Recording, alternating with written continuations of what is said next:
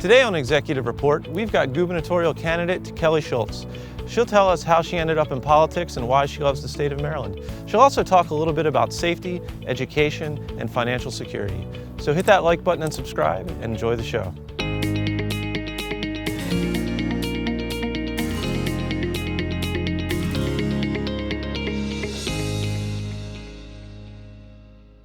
Hello, everyone. Welcome back to Executive Report. Today, we are blessed to have Kelly Schulz. She is joining us, and she's going to be talking about her campaign for governor, as well as what really makes her special, why she loves Maryland, and a couple things that really have to do with politics that we'll get into in a moment. But before we get there, I would like to give you guys some information about her background and read a little bit of her bio. So Kelly Schulz is a mother, a wife, a successful small business owner, former delegate representing Frederick County, and served 7 years in Governor Hogan's administration as Secretary of Labor and Secretary of Commerce. That's impressive. Her most recent role as Secretary of Commerce, Kelly oversaw the state's primary economic development agency, responsible for attracting new business, job growth, and workforce development. Under Kelly's leadership, Maryland was named the most improved state for business in America. So, well, congratulations. Thank you. Thank you. So, welcome to Executive Reports. Well, it's great to be here. Thank you, Steve. I really appreciate the opportunity. Absolutely. So, I recently had the pleasure of hearing you talk in front of a bunch of business owners. And I have to tell you, I knew your political stance. I knew a little bit of your story, but there were some things that I just found truly inspiring. From being a single mom, going back to college in your 30s, and owning a business in cybersecurity, and then making this transition into public service. It seems like you have this innate ability to just adapt and overcome in whatever environment you might be in. So I'm really curious, in the background, like what makes you you? What are the things that really shaped who you are today? It's interesting. I never thought that I would be here, but I grew up in Michigan, just north of Detroit, and everybody from Michigan tells you exactly where they grew up on their mitten. But it was going to be the first person in my family to graduate from college. That was my goal. And when you grow up in that part of the state, you have a couple of options. You're going to work for the big three. Chrysler, GM, or Ford, or you're going to go to college, and I chose to go to college. But I did go to college, and I was on track. And then 2 years into my college education, I got pregnant. I dropped out of school. I got married. I have a wonderful 32-year-old son and a wonderful 29-year-old son. But I spent the next 15 years of my adult life really doing everything that I could in order to be able to support my family and to help to provide for them. I waited a lot of tables. I tended a lot of bar in order to be able to just give back to the family. But in that same period of time, I taught Sunday school, and I was a superintendent of Vacation Bible School, and I was a member of the PTA, and I was very involved with the children's educational opportunities. And I think that helped to guide me as to where I wanted to go for the rest of my life. So, it's funny you mentioned about waiting tables and tending bar. I recently spoke to someone that did very similar things, and he actually did a study about waiters, waitresses, and servers. And he said that you learn people skills in those positions that other, part-time jobs and things they just don't offer. And it's all about customer service. Yes. Right. It's all about being able to understand the needs of your customer and to be able to provide for that. And ironically, the harder you work and the more you understand people, the better off you are in that profession. Absolutely. And in many other professions, actually. So spending all that time up in Michigan, what made you decide to come to Maryland? After my husband graduated from college, we moved to Rochester, New York. We spent 12 years there. My younger son was born in Rochester, New York. He worked for Kodak, and we moved down to Maryland 12 years later. So it's been almost 20 years since I've been in Maryland. And because it was just job related, and wanted to be able to make sure that we could continue to give the kids the educational opportunities and the steadiness that they needed within our family environment. And at that point in time was when I decided to go back to school. And my kids were getting older, and I wanted to be able to continue with my educational opportunities. So I enrolled at Hood College, and I became a political science major, and here I am. Really? Yeah. So I have to ask, as someone that has been on college campuses, at an older age myself, did you feel any awkwardness? It's funny. I loved my experience at Hood. I think that was the catalyst to get me to where I was because it provided a level of confidence. The kids, I call them kids, but they're not really kids. They were almost my children's age, though. They called me soccer mom because I was we call them the non-traditional age students. Okay. But I was able to have meaningful dialogue. And I think it really benefited them as well to have me in the classroom because I had lived a certain life experience that they had not. Interesting. And we were able to share ideas and compare, life experiences and talk about the world in a way that I don't think they would have been able to do if they didn't have somebody that had lived a different life than they did. Yeah. So do you still go back to the campus and I say do. hi? I do. And some of those students that called me soccer mom, they're still some of my great friends today. And Really? now, they've grown up and they're having families of their own. And I'm really proud of them. That's fantastic. Yeah. It really is. So, when I think about Maryland, and I think about the opportunities that we have here in Maryland, I think Maryland quite possibly could be, one of the top 5 states in the country. When you think about the resources we have, the proximity with DC right there and New York, both, really within driving distance. I just think there's almost limitless opportunities in Maryland. But what's your perspective? Well, I think that there are limitless opportunities. And I've had the great experience of working at the Department of Labor, working at the Department of Commerce. So seeing those different sides of the business environment, both on the employee spectrum and on the business spectrum.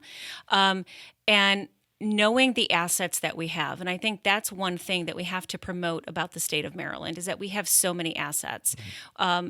In Maryland, we have access to 74 federal laboratories, which helps to induce us with so many different types of businesses in the biosphere and the life science world. Wow. And we have been a great attraction for them.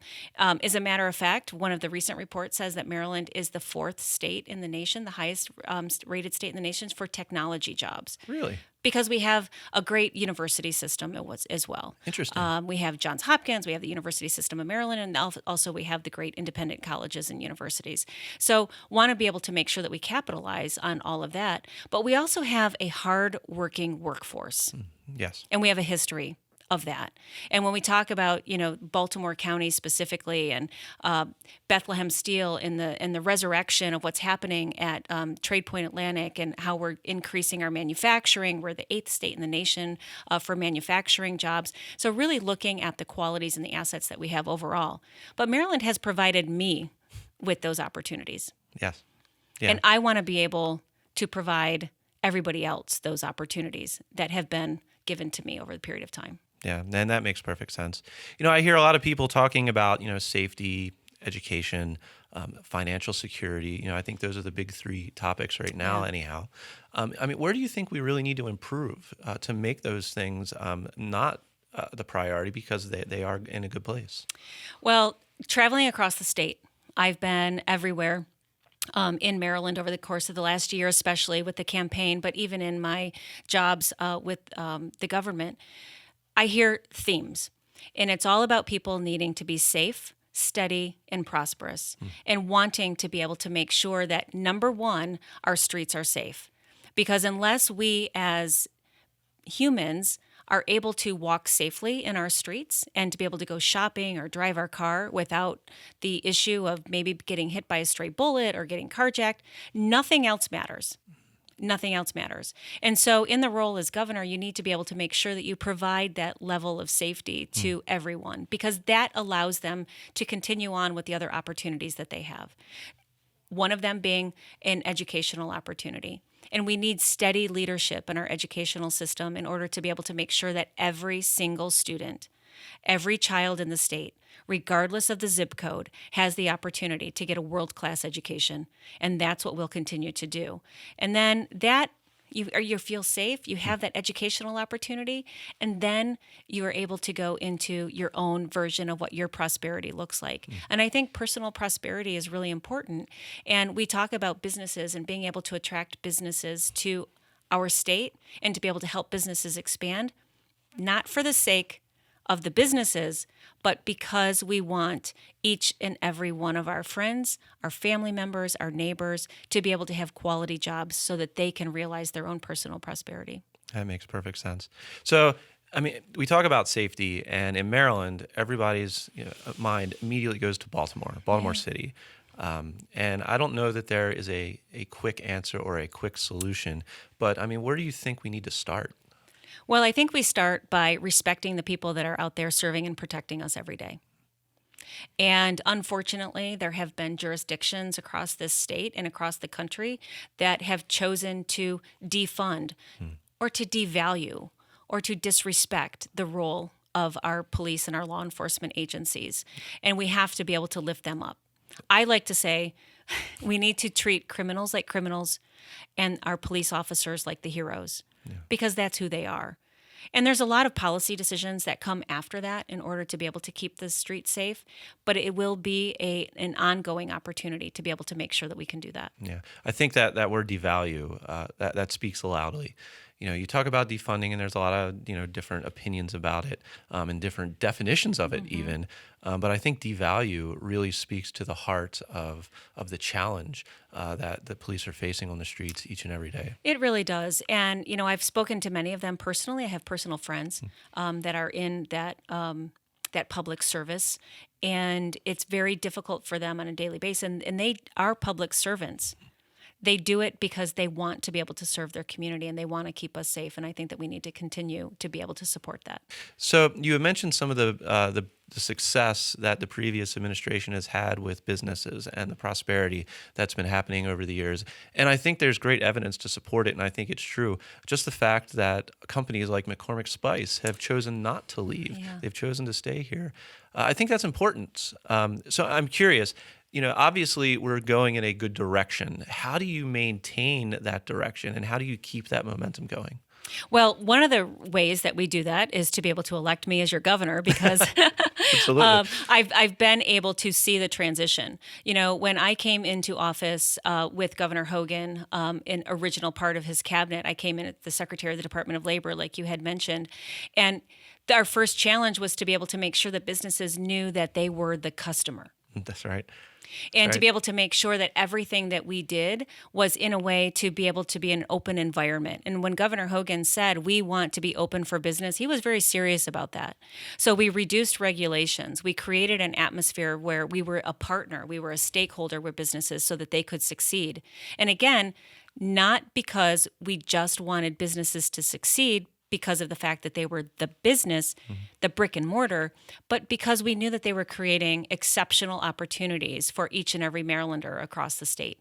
And that was something really important. So we have to continue on a path of being able to make sure that we have a business-friendly environment, to make sure that people know that they can expand here, and as importantly, that we can attract businesses from other states and even from other countries into the state of Maryland, so that we can be that hub for them, so that we can create more jobs for our friends and our families and our neighborhoods. I had the great opportunity last week to work with a business here in the Baltimore area to clean up streets. Businesses work in the community in order to be able to create better communities, and that's what we can continue to do. Excellent. Yeah, you've mentioned other states in the country, and I remember seeing ads from the state of Texas in Maryland talking about how great it is for businesses to be in Texas, and apparently they were running those ads in New York and all through the Mid-Atlantic. That's right. And I don't know if those had any effect on companies like McCormick Spice when they were considering leaving. But it's good that they're not. Well, I think they do. I think they have some impact. But for those industries that were grown and developed here in Maryland, our job when I was at the Department of Commerce was to be able to retain them. So part of your responsibility at the Department of Commerce is the retention of businesses and wanting to be able to make sure that those businesses that are a fabric of who we are as Marylanders and have developed and created opportunities for so many people in the past, that they can continue to do that. I'm really proud that McCormick decided to stay. Yes. And that's a story for so many other companies that have been out there that have decided to stay in Maryland because of some of the policies that we've been able to do over the course of the last 7 years. They know that Maryland is the place that they want to be, that they can grow, and that they can create their own prosperity as well. Absolutely. So when I spoke with you a couple of weeks ago, you brought something to my mind that I really hadn't heard before, and that was the Parental Bill of Rights. So I'm a father. I have a 7-year-old. She's in first grade. She's looking forward to summer vacation and starting second grade. And I really didn't recognize what was involved. And I really had to do a lot of education for myself. So I think a lot of our listeners have small children. And if you could, would you mind explaining the Parental Bill of Rights and why it should be important to all parents and everyone? Absolutely, it should be. And I think most importantly, over the course of the last 2 years, parents have become more aware of their role in their children's education. Yes. And I'm not only a mother, but I'm also a grandmother. So being able to understand what that educational system looks like for all of our children is really important. Parents have the right, the responsibility, and I would say the obligation to be able to understand what their children are learning. And the Parental Bill of Rights does just that. So we issued this a few months ago to be able to make sure that parents knew that they should have an understanding of what's happening in their child's curriculum. Make sure that they understand that their children are getting the world-class education that they should be getting, because we have put record funding into education year over year, and those children deserve it. And the schools have to be responsive Yes. to those parents, because it's our children that will be the benefactors in the end. But also, it's very important for the schools to be able to be transparent so that we as taxpayers understand where those dollars are going and how they're being spent. And if there are failing schools, our children should not be obligated to go to a school that is a failing school. They should have the choice to go to a school, and the parents should have the ability to take them to a school where those children are going to be able to succeed and excel. Yeah, no, absolutely. I completely agree with you on that point. And it's funny, when you saw what happened in Virginia with the governor election and everything that transpired, I think it really brought a light on what's happening in the curriculums.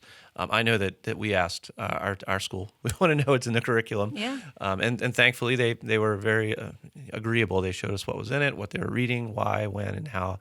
And I think technology has a role to play there as well. So I'm looking forward to seeing how that gets implemented over time. But I know we're running a little bit short on time. Sure. So at the end of the day, I would really like to know what you love most about Maryland, and why should Maryland voters vote for Kelly? You know, I love everything about Maryland. Maryland has provided me as an individual with the opportunity to be able to really discover my dreams, to discover the state, as beautiful as it is, but all of the different intricacies of who we are and how we can work together to create successes. I believe that by staying on a path of safe, steady, and prosperous is the path that each of us as Marylanders can be able to really achieve our own personal prosperity, and that's how Maryland is going to continue to grow. And I'm passionate about that, and I'm passionate about the individuals as what they can do to be a part of the solution. Excellent. Well, I want to thank everyone for tuning in today. Remember to hit that like button, the share button, and subscribe button. And Kelly, thank you so much for being here. It was a pleasure to meet you. I appreciate you.